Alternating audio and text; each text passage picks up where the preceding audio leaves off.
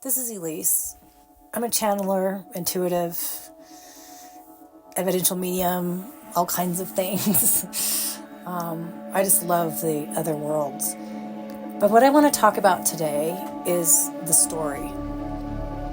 And, anytime we bring stuff in and we write stuff, or we're an artist, a musician, an actor, a woodworker, anything that we do that we absolutely love is a form of channeling.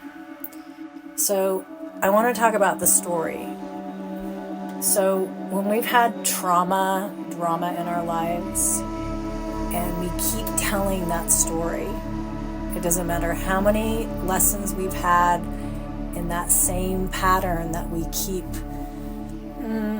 kind of reinventing for ourselves, because it's really not about anybody else, it's about us.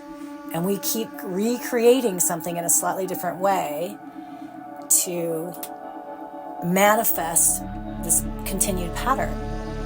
It's because we keep telling this, not the same story, but there's a story there. And until we actually stop telling the story and over-processing it and over-analyzing it, because yesterday is the past.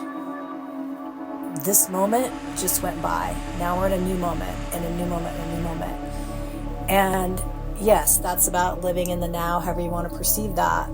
But if we keep telling the same story over and over and over again and reliving it, then we're just going to keep creating it. So again, if you're wanting to shift something in your life and there's fear around it, that's usually why we keep telling the story, is because we are actually afraid of coming out on the other side, from my perception, and healing and allowing ourselves to prosper in whatever lesson that we're wanting to learn and move beyond.